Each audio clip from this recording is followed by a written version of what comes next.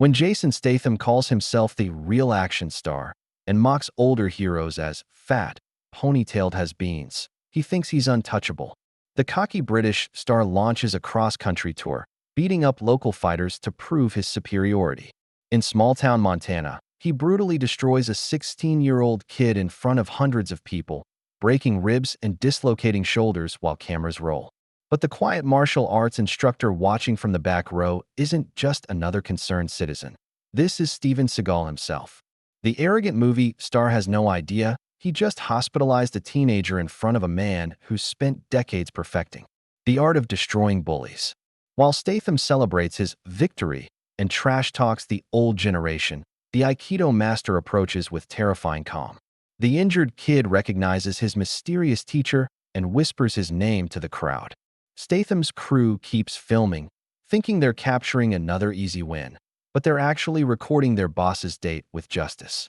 What happens when Hollywood arrogance meets authentic martial arts mastery? Will Statham survive learning why some legends earned their reputation the hard way? What happened next would haunt the cocky star for the rest of his pathetic career. Before we jump back and tell us where you're tuning in from, and if this story touches you, make sure you're subscribed, because tomorrow I've saved something extra special for you.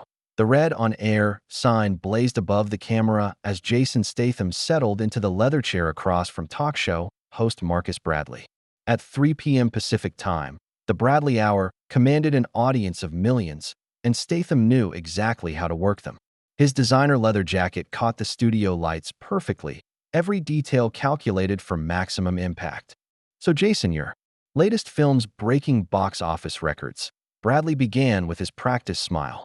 What sets today's action stars apart? Statham's eyes gleamed with predatory confidence. Simple, Marcus. We're the real deal.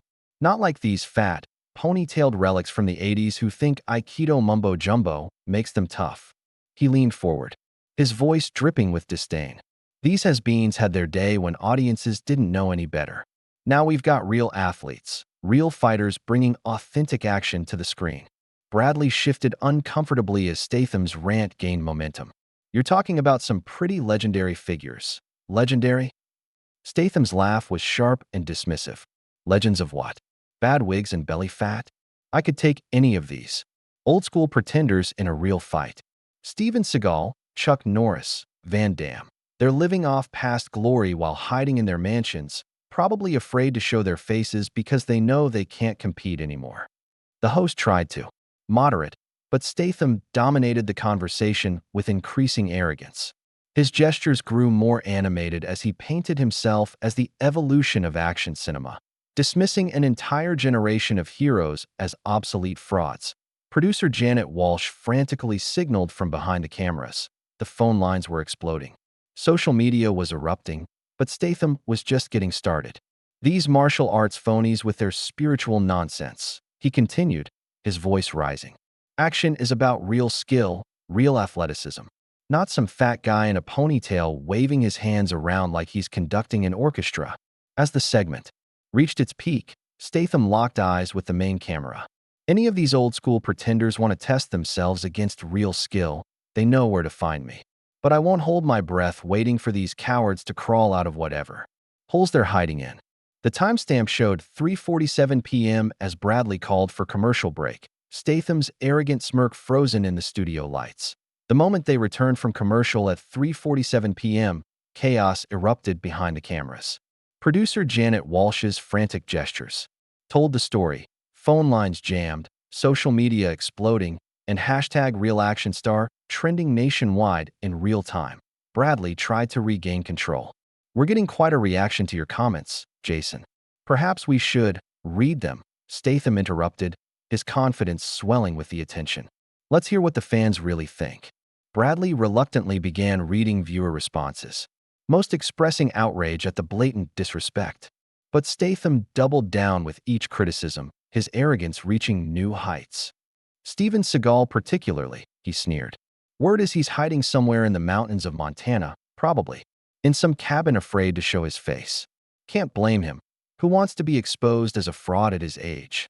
The host's discomfort was palpable as Statham continued his assault on action cinema's legends. These guys made their money when audiences didn't know real martial arts from movie. Magic. Now that we've got authentic fighters, authentic athleticism, they're nowhere to be found. In the green room, Victor Kane watched his client with calculating eyes, dollar signs practically visible in his expression. This wasn't just controversy. This was a goldmine of publicity waiting to be monetized. The spiritual nonsense these has-beens peddle. Statham's voice grew more animated. Meditation and inner peace. That's what you do when you can't actually fight anymore. Real action comes from real skill, not philosophical garbage about respecting your opponent. The tweets and posts cascaded across the production team's monitors.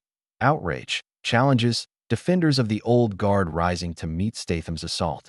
But the British star fed off the energy, each criticism fueling his performance.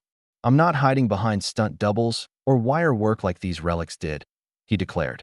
"Everything I do is real, authentic, dangerous. That's the difference between my generation and these washed-up pretenders." As the show concluded at 4 p.m. sharp, Bradley managed a weak closing, but Statham had the last word. The invitation stands. "Any of these legends want to prove they're more than movie magic, I'll be waiting." Kane approached immediately as they walked toward the studio exit, his mind racing with possibilities. "Publicity goldmine," he whispered, guiding Statham toward his black Escalade. "We're going to make millions off this." 2,000 miles away in Whitefish, Montana, the afternoon crowd at Betty's Diner settled in for their usual post-lunch routine. At 2:15 p.m. Mountain Time, the familiar faces filled their regular spots. Rancher Dale Murphy arguing politics over coffee, retired teacher Marge Watson grading papers in the corner booth, and the quiet man everyone knew as Sam Sterling sitting alone at the counter with his newspaper. Sam appeared unremarkable, a man in his 70s with weathered hands and a gray ponytail, wearing a simple flannel shirt and faded jeans. His presence was so understated that newcomers often overlooked him entirely, mistaking stillness for frailty. Betty Kowalski, the diner's 65-year-old owner, bustled between tables with the efficiency of 3 decades in the business. Her silver hair was pulled back in a practical bun, reading glasses hanging from a chain around her neck, and her warm brown eyes missed nothing happening in her establishment. The television above the counter usually played local news or weather, but today someone had switched to the Bradley Hour. As Statham's voice filled the diner, conversations gradually died away. "These fat, ponytailed relics," Statham's words cut through the afternoon calm. "Think aikido mumbo-jumbo makes them tough." Dale Murphy's weathered face reddened with anger. "Who the hell does this punk think he is? Disrespectful little snot," Marge Watson muttered. Her pen clicking anxiously against her papers, Betty's knuckles whitened around the coffee pot as she watched the screen. These men deserve better than this trash talk. They were heroes to a whole generation. But Sam Sterling remained silent, occasionally glancing at the television with unreadable dark eyes. When Statham mentioned Steven Seagal specifically, calling him a coward hiding in the mountains, Sam's hand tightened almost imperceptibly around his coffee cup, the only sign that the words had registered. The diner's patrons grew increasingly agitated as Statham's rant continued, their voices rising in defense of the action stars who had defined their youth. Through it all, Sam maintained his quiet composure, though something had changed in his posture. A subtle shift from relaxation to awareness. As the show concluded, Betty turned to her mysterious regular customer. "What do you think, Sam? These old stars deserve that kind of disrespect?" Sam placed exact change on the counter with deliberate precision, tipped his weathered baseball cap, and stood slowly. "Some things are better left unsaid, Betty." His voice carried a quiet authority that momentarily silenced the diner's chatter. At 3:05 p.m., he walked out into the Montana afternoon, leaving behind a room buzzing with indignation and the faint sense that their quiet neighbor was far more than he appeared. The evening sun cast long shadows across Main Street as Sam Sterling unlocked his modest martial arts dojo at 6:30 p.m. The studio occupied a narrow storefront between Betty's Diner and the local hardware store, its weathered sign reading simply "Traditional Aikido, all levels welcome." Inside, the space reflected decades of serious training, worn wooden floors polished smooth by countless hours of practice, traditional Japanese weapons mounted on the walls, and the faint scent of sandalwood incense hanging in the air. Everything was arranged with meticulous care, From the perfectly aligned training mats to the small shrine honoring the art's founders, Sam moved through his preparation ritual with meditative precision, changing from his civilian clothes into a simple black GI that transformed his entire presence. The unassuming retiree disappeared, replaced by someone who moved with fluid grace and contained power. At 7 p.m. sharp, his students began arriving, a mix of teenagers and adults drawn to the quiet instructor's patient teaching style. Among them was Tommy Brennan, a troubled 16-year-old with sandy brown hair and hazel eyes that held too much anger for someone his age. Fresh bruises on his knuckles told the story of recent fights, and his defensive posture screamed of someone expecting judgment. Sam began class with breathing exercises, his voice calm and instructional. Aikido teaches us to redirect force rather than meet it head-on. The strongest technique requires no strength at all. He demonstrated basic forms with movements that flowed like water, each technique precise and economical. When he paired students for practice, his corrections were gentle but absolute.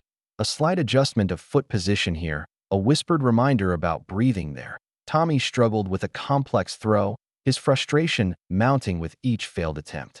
Other students began to notice his growing agitation, but Sam approached with infinite patience. "The technique fights you because you're fighting it," Sam observed, his weathered hands guiding Tommy's positioning. "Feel your opponent's energy. First, don't force the movement. Let it happen naturally." Under Sam's guidance, Tommy suddenly executed the throw perfectly, sending his partner rolling smoothly across the mat. The boy's eyes widened with surprise and newfound respect. AS class concluded at 8:30 p.m. Students bowed respectfully before filing out. Tommy lingered, working up the courage to speak. "Sam," he began awkwardly, "what's the difference between real fighting and movie fighting?" Sam studied the young man's earnest face, considering his words carefully. "The camera sees only the surface, Tommy. True strength comes from understanding yourself and your opponent. Movies show the flash. Real martial arts teach the substance." Tommy left at 8:45 p.m., puzzled but intrigued by his instructor's cryptic wisdom. Sam locked up alone, the dojo falling silent except for the distant sound of Montana wind through the mountains. The Glacier Park Lodge lobby buzzed with morning activity as Diana cross-checked in at 9 a.m., her professional camera equipment, drawing curious glances from other guests. At 35, she carried herself with the confident efficiency of someone accustomed to chasing stories in remote locations, her auburn hair practical and her green eyes constantly evaluating potential subjects. "I'm working on a documentary about retired action stars," she explained to the desk clerk, a friendly woman named Carol. "I've heard rumors that some famous people choose Montana for privacy. Anyone interesting around here?" Carol's expression grew guarded with small-town protectiveness. "We respect people's privacy here, miss. But there's a martial arts instructor downtown, Sam Sterling. Runs a nice little dojo, works with the local kids." Diana thanked her and spent the morning driving through Whitefish's modest downtown, filming, establishing shots of the mountain backdrop, and conducting casual street interviews. Most locals were happy to discuss their favorite action movies, but mentions of specific stars living in the area met with polite deflection at Betty's Diner. She ordered coffee and listened to the lunch crowd's animated discussion about yesterday's television controversy. The elderly patrons expressed universal disgust with Statham's comments, defending their childhood heroes with passionate loyalty. "Steven Seagal's a real martial artist," insisted a weathered rancher. "Not like these pretty boys today. Disrespectful. Punk doesn't know what real toughness looks like," added the silver-haired woman behind the counter. Diana filmed discreetly, capturing the authentic emotion of people defending their heroes against perceived attack. These weren't just movie fans. These were Americans whose values had been insulted by Hollywood arrogance. By 2 p.m., she had positioned herself outside the martial arts studio, noting the traditional Japanese decorations and modest storefront.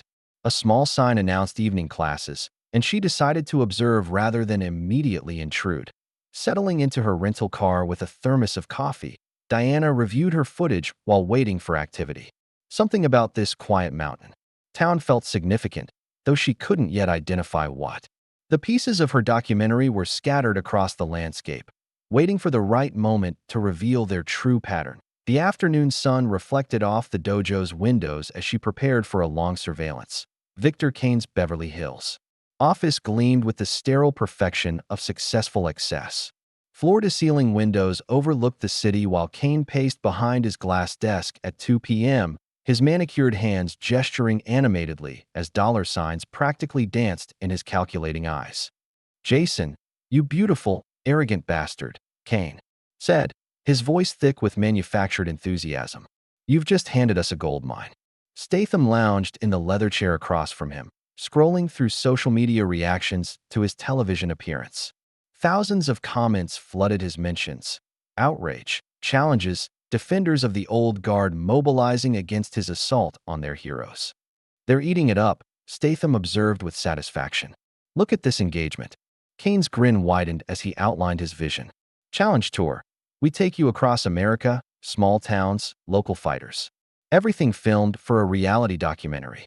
You prove your superiority over every wannabe tough guy from sea to shining sea." The concept crystallized quickly. Statham would travel from town to town, challenging local martial artists, former military, anyone with a reputation for toughness. Each victory would be documented, building toward the ultimate prize, confronting Steven Seagal himself in whatever Montana hideaway the research teams would uncover. "The streaming platforms are already interested," Kane continued, pulling up preliminary contracts. On his tablet, sponsors are lining up. "We're talking 8 figures minimum, maybe 9 if we land the Seagal showdown." Statham's competitive nature ignited at the prospect. "Easy money beating up weekend warriors and has-beens. When do we start?" Kane spread a map across his desk, tracing a route that would wind through America's heartland before culminating in Montana's Flathead Valley. Red pins marked potential stops, with research teams already investigating rumored locations of retired action stars. 3 weeks to build momentum. Then we hit Montana for the grand finale, Kane explained, circling Whitefish with a thick marker. "Our intelligence suggests Seagal's somewhere in this area, probably using an assumed name." By 4:30 p.m., contracts were signed and the tour was officially greenlit. Kane immediately began making calls to his production team, while Statham headed for the gym, already planning his training regimen for the easy paydays ahead. "Those old fools have no idea what's coming," Statham told his trainer as he wrapped his hands. "Time to show America what a real action star looks like." Kane circled Whitefish, Montana on his wall map one final time, his smile predatory and cold. 3 days later, the Whitefish High School gymnasium had been transformed into a professional filming location. At 4 p.m., Kane's advanced team finished positioning lights and cameras around a temporary fighting ring, while over 200 locals filled the bleachers, their conversations mixing excitement with skepticism. The convoy of black SUVs arrived, precisely on schedule, disgorging Statham and his crew onto the school's parking lot. The British star emerged like a conquering general, his fitted athletic wear and confident swagger immediately commanding attention from the assembled crowd. "Ladies and gentlemen of Whitefish," Statham's voice carried easily across the gymnasium as cameras rolled. "I'm here to prove that real action stars don't hide behind movie magic. $5,000 to any local fighter who can last 3 minutes with me in this ring." The offer rippled through the crowd, generating nervous laughter and whispered conversations.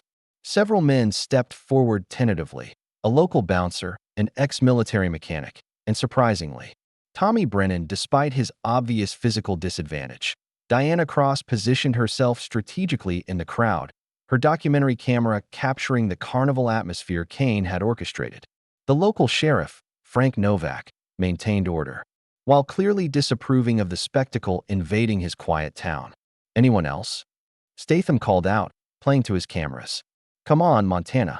Show me what you've got." In the back row, Sam Sterling entered quietly, his weathered baseball cap pulled low over his dark eyes. His presence barely registered among the excited locals, just another curious neighbor drawn by the commotion. Tommy signed his waiver with the determined scrawl of youth convinced of its own invincibility, ignoring the concerned looks from adults who knew his family situation.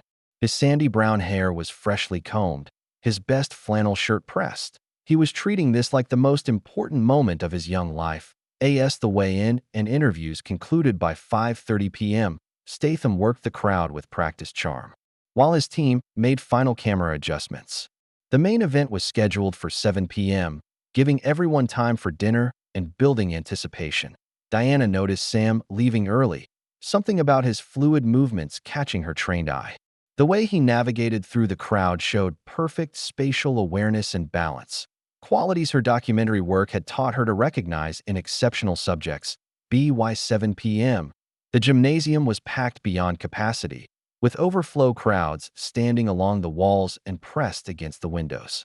The atmosphere crackled with tension as Statham made quick work of his first two challengers, the bouncer lasting 90 seconds, the ex-military mechanic managing 2 minutes before tapping out to a rear naked choke. Neither man was seriously hurt, and Statham played to the cameras with theatrical concern for their well-being. "Good effort, gentlemen. You've got heart, but this is what professional training looks like." Then Tommy Brennan climbed through the ropes. The crowd's energy shifted immediately. This wasn't entertainment anymore, but a boy trying to prove himself against a man. Statham's initial playfulness disappeared when Tommy demonstrated unexpected technique, flowing between stances with movements clearly learned from quality instruction. "Who taught you to move like that, kid?" Statham asked, genuinely curious. "My sensei," Tommy replied with teenage bravado. "And he's better than you'll ever be." The comment triggered something ugly in Statham's competitive nature.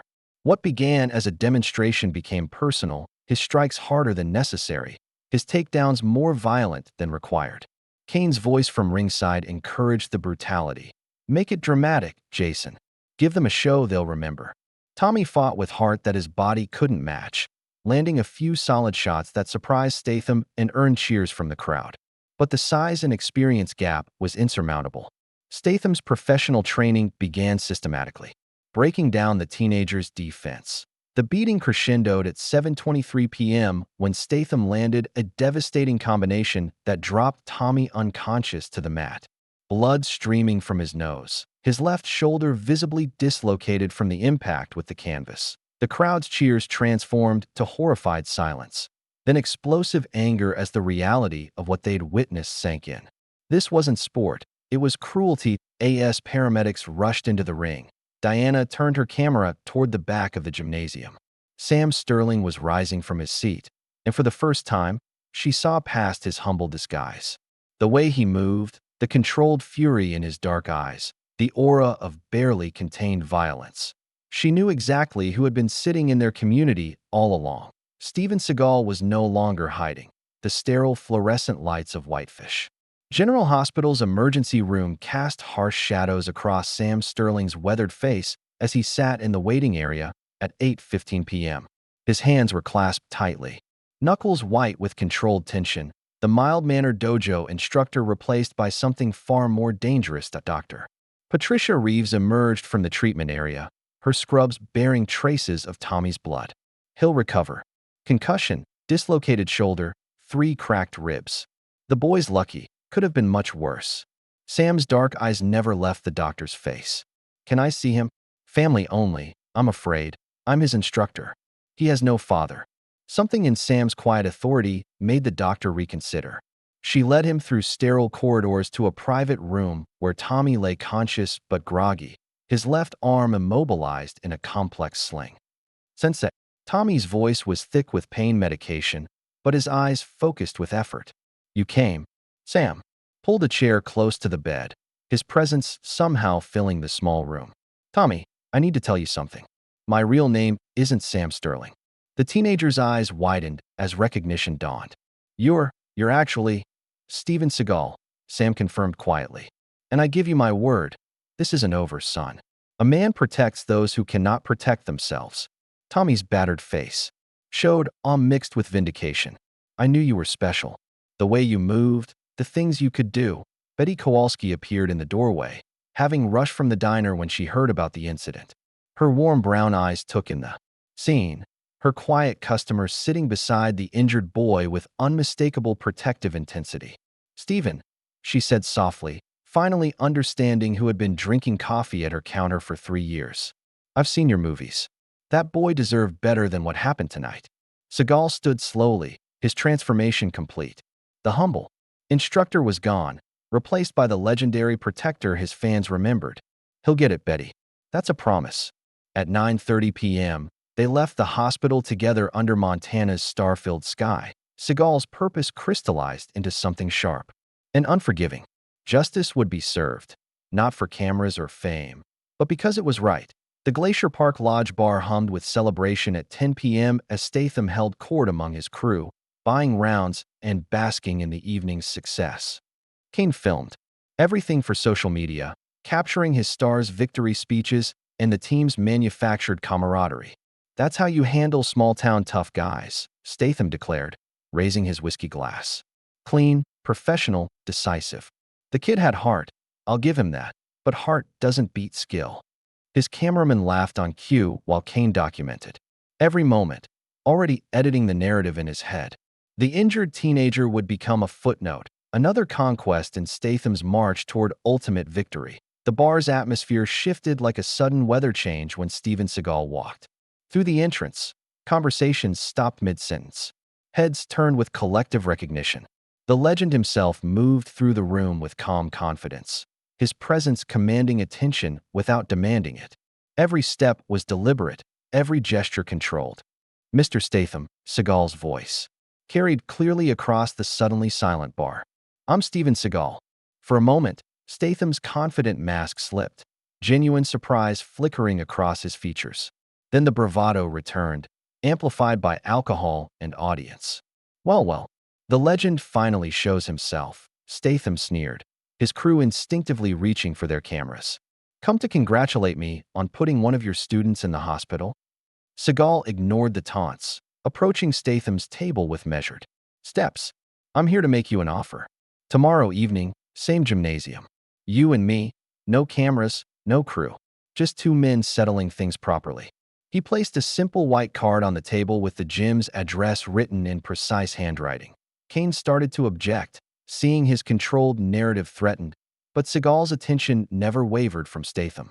The British star, emboldened by his audience and recent victory, stood to face the older man.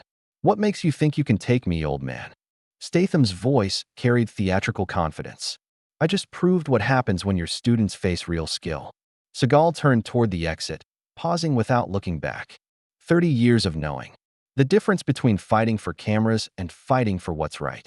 He walked out at 10:12 p.m., leaving the bar in complete silence, the weight of his words settling over the room like a gathering storm. The Montana sunrise painted the mountains in shades of gold and crimson as Steven Seagal began his preparation day at 6 a.m. on the back porch of his modest cabin.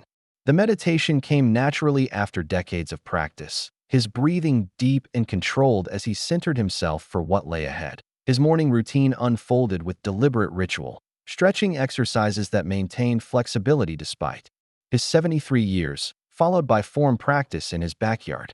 Each movement flowed like water but could strike like lightning, the legendary techniques honed to perfection through countless hours of dedicated training. At 10:30 a.m., Diana Cross's rental car crunched up the gravel driveway. She had traced his address through county records, her documentary instincts leading her to the source of yesterday's transformation. Mr. Seagal, she called respectfully. I'm Diana Cross, documentary filmmaker. I was hoping to speak with you about tonight. Seagal paused his practice, evaluating the young woman's earnest approach. I don't usually give interviews. I'm not looking for sensationalism, Diana explained, her camera lowered non-threateningly. I want to capture the real story behind the legends. What happened last night? What's happening tonight? There's truth here that deserves honest telling. Something, in her respectful manner, earned his consideration. You can film the preparation. Nothing more until after.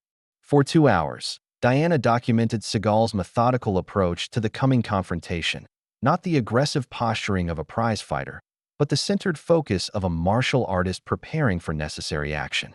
His movements carried decades of accumulated wisdom. At 2 p.m., Sheriff Frank Novak arrived, his weathered face creased with concern. Steven, I've got to ask about liability issues. If someone gets seriously hurt tonight, everything will be handled properly, Frank, Seagal assured his old friend. Some things are worth the risk. Frank studied the man he'd known for years, seeing past the humble instructor to the legendary protector beneath. Just be careful.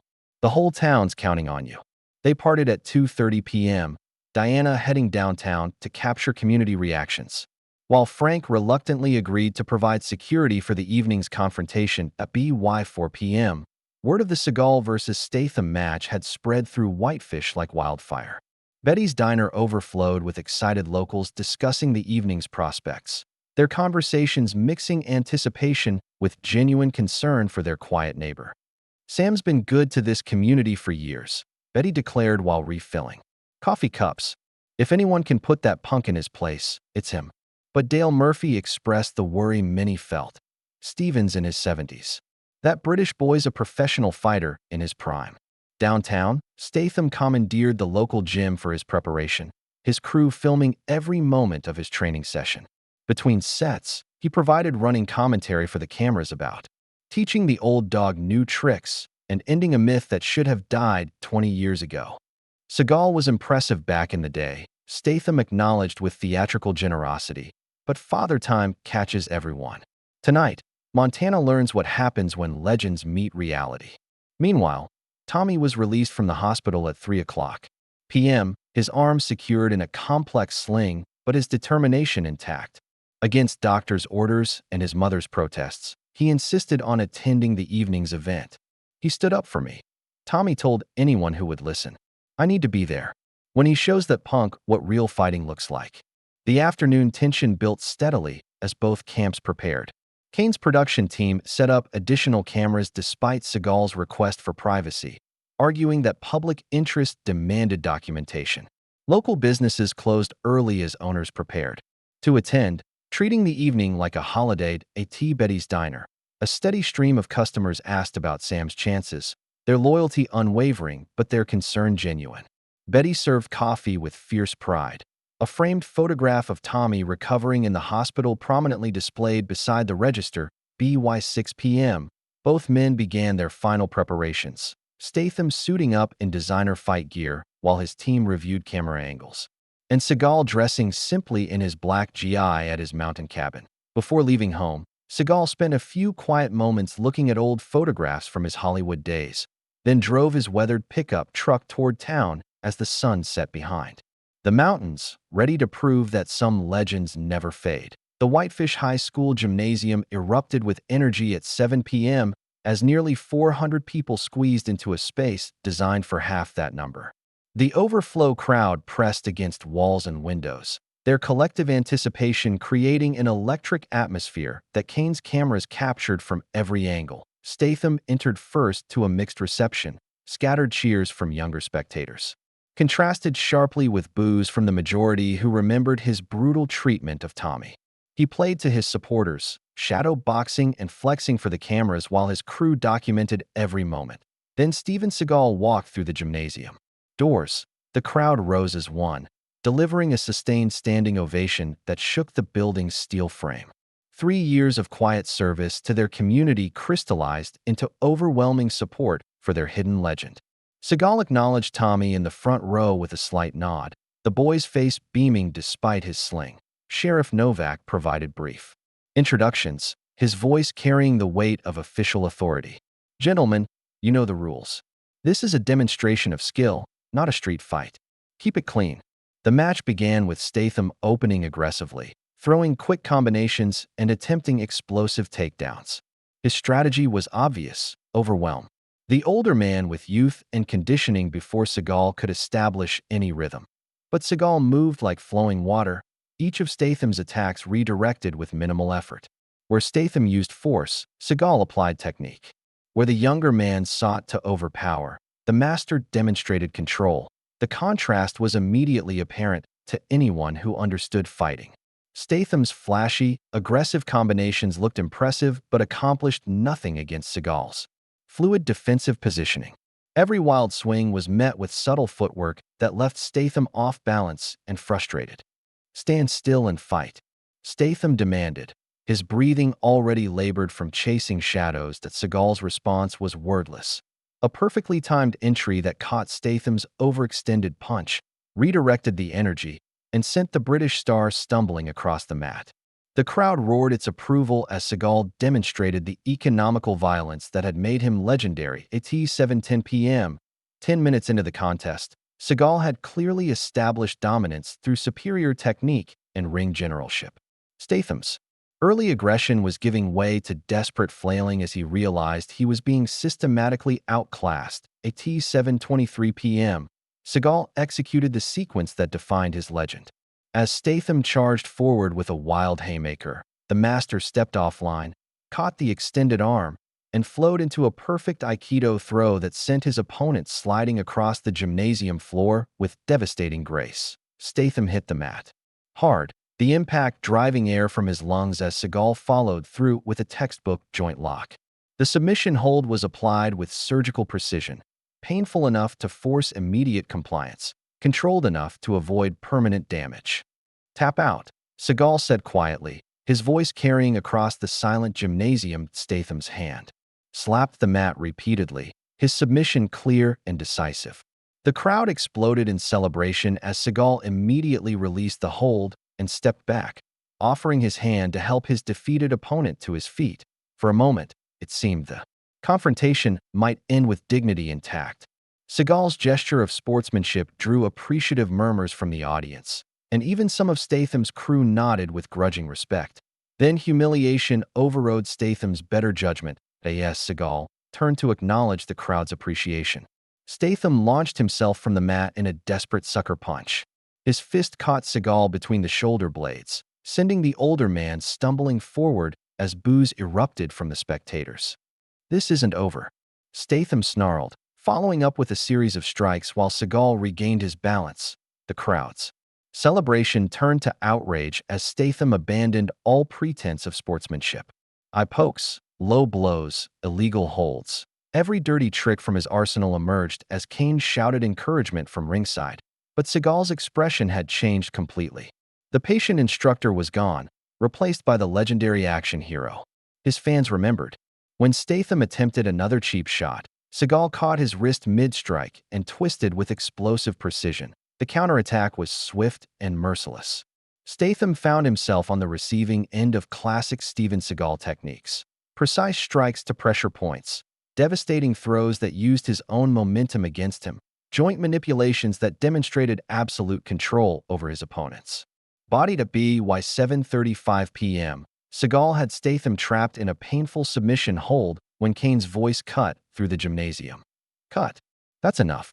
6 large men in black tactical gear emerged from the crowd, surrounding the ring as Kane revealed his true agenda to the horrified audience. 7:36 p.m., chaos engulfed the gymnasium as Kane's security team moved into position around the ring. The crowd realized they'd been manipulated as Kane grabbed a megaphone, his voice echoing off the walls with theatrical authority. "Ladies and gentlemen, you've been part of television history," Kane announced, his grin predatory and triumphant. "Hidden cameras throughout this facility have captured every moment for my upcoming reality series, Legends Fall."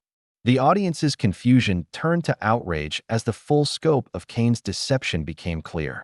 Diana's camera captured their horrified reactions, people who had opened their community to strangers, only to discover they'd been exploited for entertainment. "The narrative needs Jason overcoming the washed-up legend," Kane continued, signaling his security team. "So we're going to film the real ending now. Mr. Seagal, you'll take a dive, make it look good, and everyone goes home happy." Seagal released Statham and stood slowly, his dark eyes scanning the 6 professional fighters surrounding the ring. Each man was larger than average, clearly hired muscle rather than amateur enthusiasts. They carried tasers and retractable batons, equipment designed for subduing rather than sparring. "I don't think so," Seagal replied with deadly calm. Kane's smile widened. "I'm not asking. These gentlemen specialize in persuasion. The cameras are rolling, the story needs its ending, and you're going to provide it." Sheriff Novak pushed forward, but Kane's lawyers immediately blocked his path with legal documents claiming film permits and liability waivers. The production was technically legal, the violence about to unfold ostensibly consensual.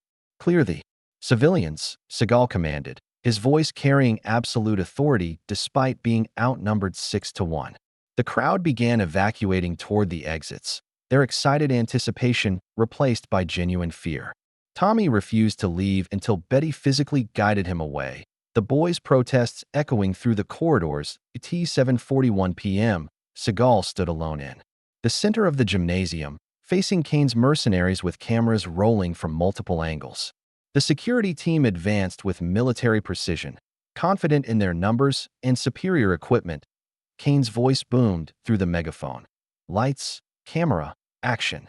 At 7:42 p.m., the gymnasium transformed into a battlefield as Kane's security team closed in with coordinated precision. 6 professional fighters against one 73-year-old man seemed like overwhelming odds, but they had never faced a true legend. Seagal's movement exploded into action, not the measured techniques of the dojo, but the devastating efficiency that had made him famous. The first attacker lunged with a taser, but Seagal flowed around the electric prongs, applied a lightning-fast wrist lock, and used the man's own weapon against him. The gymnasium became Seagal's domain as he utilized every element of the environment. Basketball hoops provided anchor points for devastating throws. Bleacher supports became leverage for joint locks. Wrestling mats cushioned his controlled falls while amplifying his opponent's impacts. Each takedown was definitive and calculated. Seagal fought to incapacitate, not to injure permanently. His signature style emerged in full display. Economical movements that wasted no energy, perfect timing that turned opponents' aggression against them, and an almost supernatural ability to remain calm under pressure. The second man went down from a pressure point strike that left him conscious but paralyzed. The third tried to flank left but found himself airborne, courtesy of a throw that utilized his own momentum to drive him into the gymnasium wall. Kane screamed directions at his remaining fighters, while his cameraman struggled to keep up with the action. What was supposed to be a controlled beatdown had become a masterclass in authentic martial arts dominance. By 7:49 p.m., 4 of the 6 security men were unconscious or immobilized across the gymnasium floor. The remaining 2 retreated toward Kane, their confidence evaporating as they faced the reality of confronting a true master. "Keep filming," Kane shrieked at his crew. "This is even better. The comeback will be epic." But as Seagal advanced toward the final confrontation, Kane pulled his ace card. He grabbed Diana's camera, holding it hostage while pulling a concealed pistol from his jacket.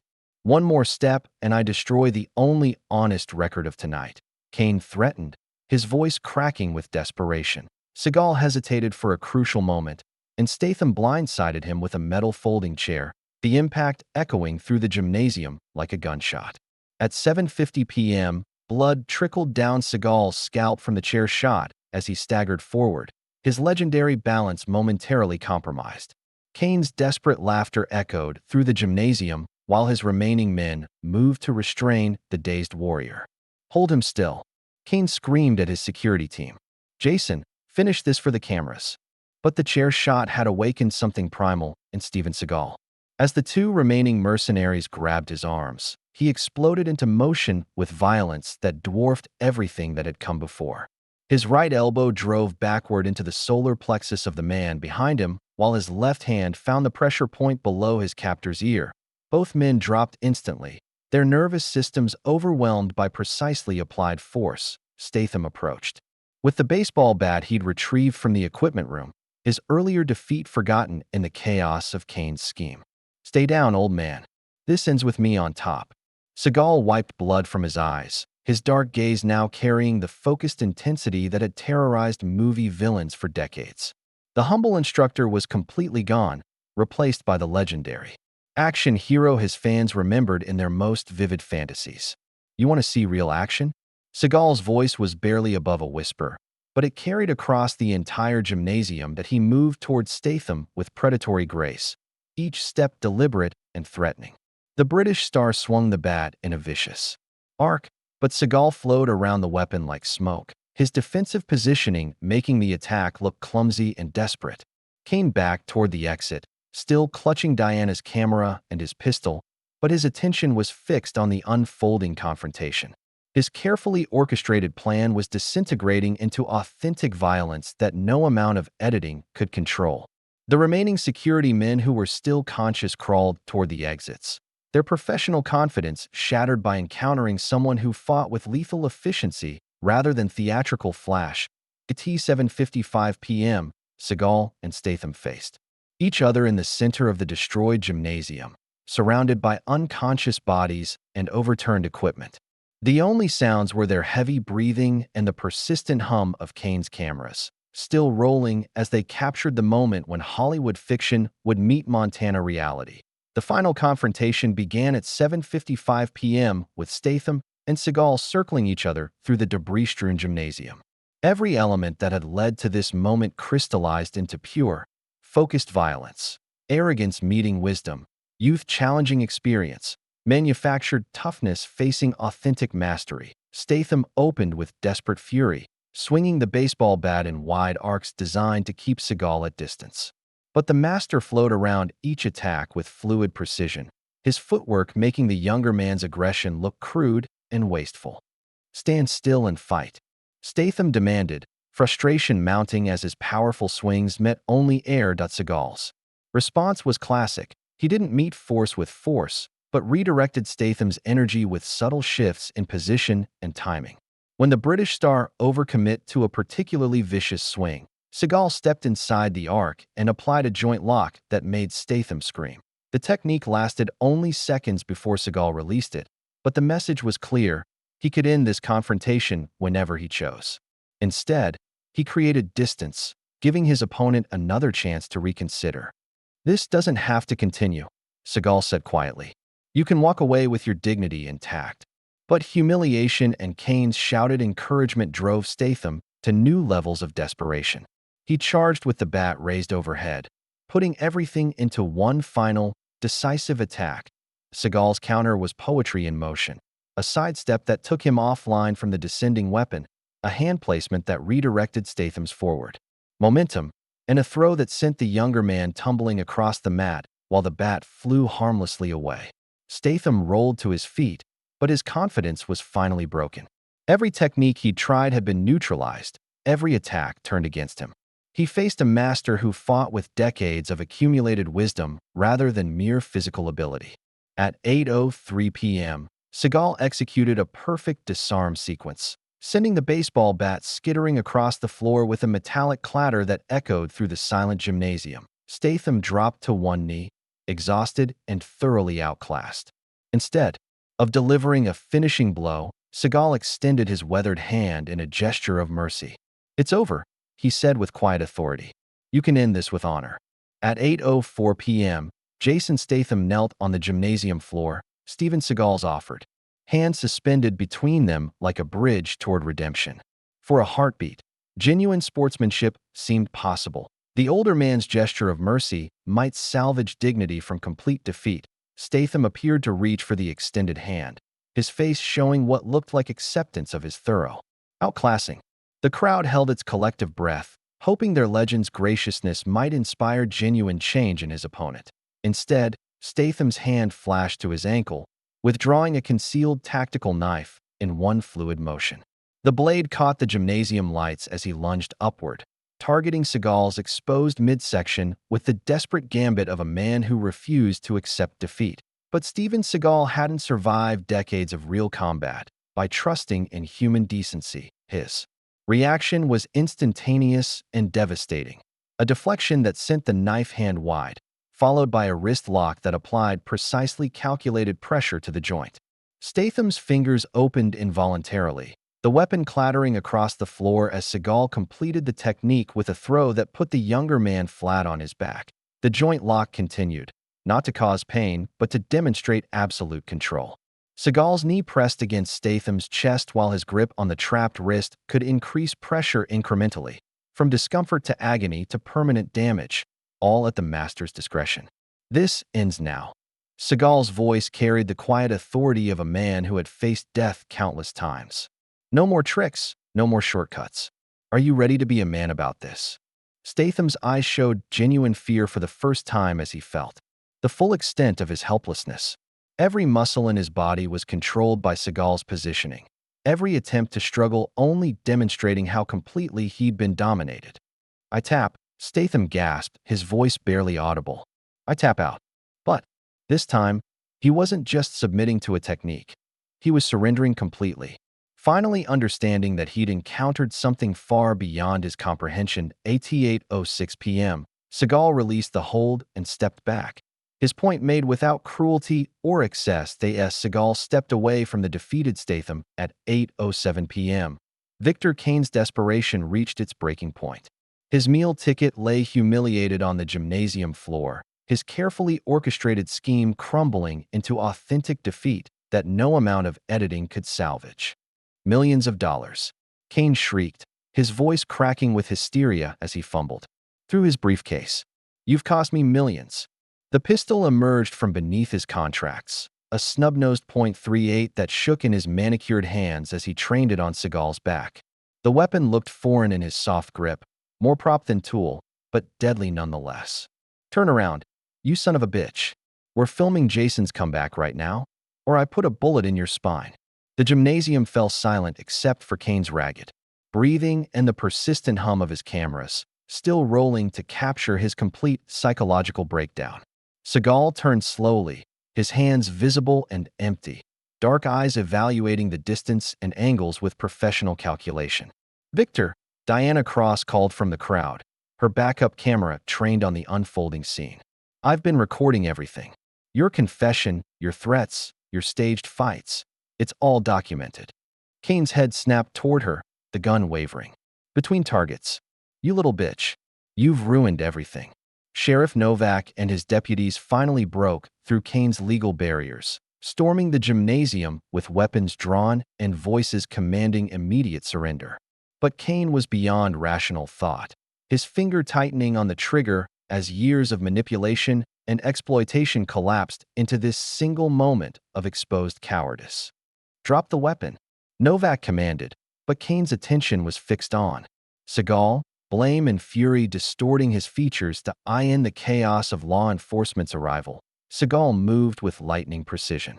A step forward, a hand deflection that sent the pistol skyward, and a disarmament technique that left Kane screaming on the floor while the weapon spun safely away at 8:12 p.m. Kane found himself in handcuffs, his crew detained, and his empire crumbling around him. Seagal finally allowed himself to relax, the immediate threat neutralized through superior training and perfect timing. The gymnasium was secured, justice beginning its slow but inevitable process. At 8:15 p.m., the immediate chaos settled into organized aftermath as police processed the scene and paramedics treated the injured. The crowd had been cleared except for key witnesses, their excited energy replaced by the sobering reality of what they'd experienced. Diana Cross approached Seagal with her camera, offering him the chance to speak directly to his fans and critics. Her lens captured the legend in his most authentic moment, blood still trickling from his scalp, his black GI torn from combat, but his dignity completely intact. Mr. Seagal, what would you say to those who doubted you could still compete? His response embodied the wisdom that separated true masters from mere fighters. This was never about competition. It was about protecting someone who couldn't protect himself. Real martial arts isn't about proving superiority. It's about accepting responsibility. When Diana asked about Statham's earlier televised insults, Seagal's grace shone through his exhaustion. Everyone deserves a chance to learn and grow. Mr. Statham showed courage tonight, even if he showed poor judgment earlier. Humility can be taught, but only to those willing to learn. Statham, sitting alone on the bleachers while paramedics checked his injuries, overheard the generous assessment. The contrast between his own earlier cruelty and Seagal's mercy cut deeper than any physical technique could have managed. Approaching slowly, Statham's voice carried none of its previous arrogance. I owe you an apology, not just for tonight, but for everything I said on television. You're a better man than I am. Seagal studied the younger man's face, reading sincerity beneath the defeat. Apologies are meaningless without changed behavior. But if you're serious about learning, the door is always open. Diana revealed her master stroke at 8:30 p.m. She would release the complete, unedited footage online immediately, ensuring Kane's manipulated version never reached the public. The truth would speak for itself. Authentic heroism exposed rather than manufactured. As police finished their initial reports, Seagal shook hands with Statham, the gesture carrying weight that their earlier confrontation had lacked. The British star promised public amends for his televised comments. His humiliation complete, but his education just beginning. The gymnasium emptied slowly, leaving only the echoes of authentic justice properly served. Betty's Diner had transformed into an impromptu celebration headquarters by 9 p.m., the small restaurant packed beyond capacity with townspeople who had witnessed history. Coffee flowed freely as Betty served pie and sandwiches to anyone who wanted to relive the evening's events. Did you see that throw? Dale Murphy demonstrated with exaggerated motions. Sent that punk flying like he weighed nothing. 30 years Sam's been coming in here. Betty marveled while refilling cups. Quiet as a church mouse, always said, please and thank you. Who knew we were serving coffee to a living legend? Tommy sat at the counter despite his sling, his face glowing with vindication and pride. His prediction about his mysterious instructor had been proven spectacularly correct, earning him newfound respect from adults who had previously dismissed his enthusiasm. Diana uploaded her footage to multiple platforms simultaneously, her laptop screen showing real-time view counts climbing into the hundreds of thousands. Hashtag Real Action Legend was trending nationwide as authentic heroism overcame manufactured celebrity. Sheriff Novak provided updates between radio calls. Kane faced multiple felony charges including assault, fraud, and conspiracy, while Statham would escape prosecution due to his cooperation with authorities and genuine remorse. Justice served properly, Frank announced to the assembled crowd. The way it should be. But as the celebration reached its peak, Seagal quietly slipped away from the attention he'd never sought. Betty noticed his departure immediately, following him into the Montana night where stars blazed overhead with crystalline clarity. Steven, she called softly, using his real name for the first time outside the hospital. You don't have to run from this. The whole town's proud of you. He paused beside his weathered pickup truck, considering her words. I came here for peace, Betty. Tonight brought back memories I'd rather leave buried. Maybe, she replied with the wisdom of someone who'd raised 4 children and buried a husband. But sometimes the past catches up to serve the present. That boy needed protecting, and you were the only one who could do it properly. Her words carried the weight of community gratitude. 3 years of quiet friendship crystallized into this moment of complete understanding at 10 p.m.